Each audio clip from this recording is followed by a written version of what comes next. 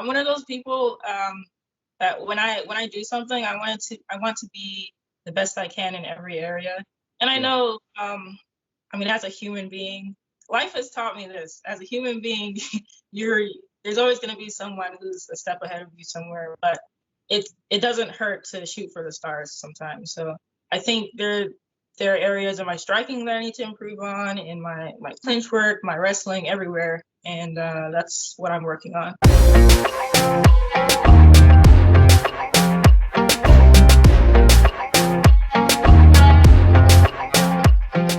Maya, you're a U.S. Army veteran. You're the current premier MMA Championship Featherweight champion. Thank you so much for your service. Thank you for your time. I really appreciate it. Oh, thank you. I love to go back with my guests. Like, where did you grow up? What was childhood like for you? So I did move around a lot as a kid, but I would say that I spent most of my time in Georgia and South Florida. Okay. I was born in South Florida, and I always feel at home whenever I go back to South Florida. So I would probably say that's like my hometown. Yeah. Yeah. And as a kid, my focus was school. So I actually didn't play any sports as a kid. Okay. And it wasn't until I was 17 that I began training in martial arts, Tae Kwon Do. I joined the Tae Kwon Do club at University of Miami, and that's pretty much where everything started. Come on now. That's awesome. What was the motivation behind going into the Army? So, wow, that's quite a story, but basically I did end up dropping out of school at University of Miami in my third year, and it was difficult financially for me. So I was looking for some type of financial stability, and I went to the recruiter's office, and they said they could ship me out, and I was like, okay, this seems like a good deal. I think I can do that, and it has provided me with financial stability so that I don't have to worry about not having things to eat when I'm training and not having a place to stay, things like that. So yeah, it was a good move for me on my part. Right on. Oh, that's amazing. I've had a lot of soldiers on my show from all the different branches, and what they've said was the hardest part for them was that transition from soldier to civilian. What was that experience like for you? It wasn't difficult at all for me because the reason why a lot of people have trouble with that transition is that they probably went to the Army as an 18-year-old, so they didn't get to experience that civilian life beforehand. So they're probably going out there at like 25 or whatever years old, and they're like, okay, what do I do? So I think because I had that experience as a civilian before joining the Army, that I was better prepared when I got out. Yeah. Oh, so cool. And when you're in the cage, how much of an advantage do you feel like that military training and experience gives you? It's mentally, it's like, I've been through a lot mentally, so I guess I can draw on that strength. Yeah. But I would say that my military experience specifically would be like the foundation for that mental fortitude. You know what I mean? Totally. I think it's like a combination of all of my experiences through life. Okay. Yeah. Yeah, I really see that in my last fight where I was in a lot of trouble, and it's not only that mental fortitude that helped, but also the people around me that encouraged me, that kind of helped me to push through. So important to surround yourself with like great people. That's awesome. Now, I think if Tapology is correct, which is like maybe 50% of the time, it says it says you're 5-1 as a fighter, and then you have 4 finishes in those 5 wins, right? Correct. Okay, awesome. And you've won fights on the ground, you've won fights on the feet, you've gone the distance. As a fighter, where do you feel like you need to improve? Everywhere. Everywhere. Yeah. I'm one of those people that when I do something, I want to be the best I can in every area. And I know, as a human being, life has taught me this. As a human being, there's always going to be someone who's a step ahead of you somewhere, but it doesn't hurt to shoot for the stars sometimes. So I think there are areas of my striking that I need to improve on, in my clinch work, my wrestling, everywhere, and that's what I'm working on. It's so cool to hear that. My son and my daughter, they both got into Brazilian Jiu-Jitsu just like 6 weeks ago. And it's fun to watch them just like grow in their like abilities on the mats and stuff like that. So yeah, it's so fun to see that growth and always trying to improve. I love that. You fought for a few different promotions out there. The majority of your fights have been with the Premier MMA Championship, though. What's been your experience working with those guys? They they are highly professional. Yeah. I enjoy working with them because they're organized. They always bring out great fights. Their events are always fun. The audience in the Kentucky area, they're amazing and entertaining. So yeah, I love it. I love fighting for them. Sweet. And I was looking on Instagram. I saw that you met Jon Jones a few years back. How was that?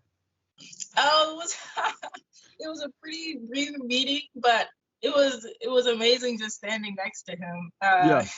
Yeah, he did like a little meet and greet thing, and we all walked up to him, like shook his hand and so on. I was super nervous, as I am with everything. So.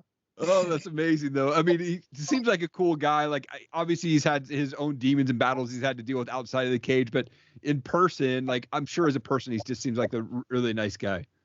Yeah, people have to remember that we're all humans, and Yeah.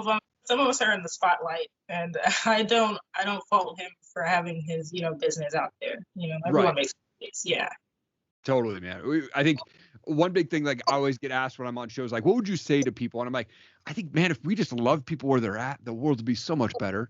Just like love when people, like, whatever they're going through. Like, we don't know what they're going through, right? Like, if we can just help them, lift them up or whatnot, like, I quit judging people, right? We just need to just love on people where they're at. So it's so cool that you got an opportunity to meet Jon Jones.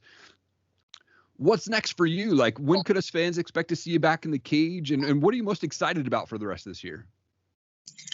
Well, it is within our plans for me to make my professional debut next. And yeah, the goal is to have that happen before the end of the year. Okay. So yeah, if you guys want to follow that, I will be posting information and announcements on that on my Instagram, mstewart1001. Awesome. And do you have, where can folks follow you? Instagram? Do you have Facebook page or Twitter or anything like that as well? Or is Instagram the main one that folks can follow you on? Yeah, Instagram is my main social for my MMA news, but I also have Facebook. I'm on Facebook as Maya Stewart, and same as the Instagram name. And I don't have a Twitter yet, but I will be making that in the near future. Okay, very cool. I wanted to transition to some fun questions. I've got these things called pod decks, essentially just random questions. Okay. We'll pull one out. We'll see how it goes here. That's a podcast episode here. What's your favorite things you've bought this year? Ooh, food. Yes, I do this thing where I don't know when I started doing this, but I go on DoorDash and I just search for something that I've never tried before and I order it, and I do that like 3-4 times a week, and I love it. Come on. That's That is so what cool. Yeah. Oh, that's amazing. I've never even heard of anyone doing that. That's pretty rad. So, I mean, where I'm at, I love the area that I live at, but the restaurants are not that good. I've got like 3 choices and they're not like super spectacular. I miss teriyaki. We don't have teriyaki out here.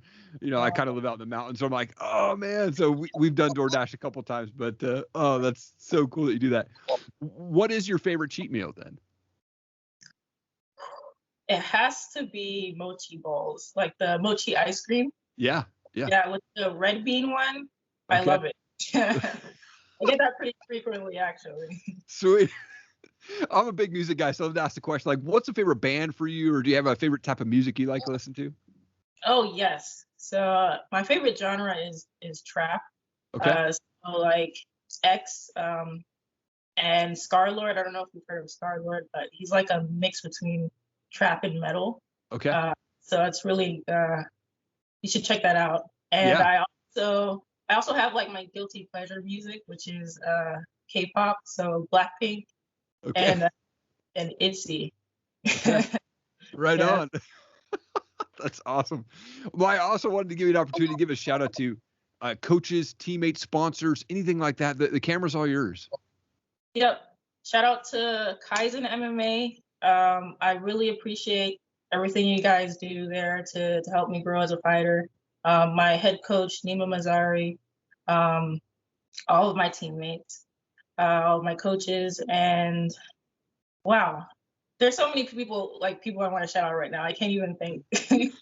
But those are the people that came to mind. Come on. Well, it's such an honor to have you on my show. Thank you for your service. I'm so excited to see your pro debut, hopefully by the end of the year. But whenever it happens, I know you're going to go out there and just kill it. Thank you so much. I really appreciate it.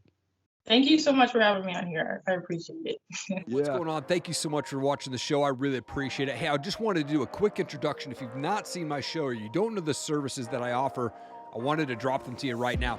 One, I do voiceover work. So if you're looking for a voiceover person to cover your motivational videos, or maybe it's Kickstarter videos or whatever it is, let me know.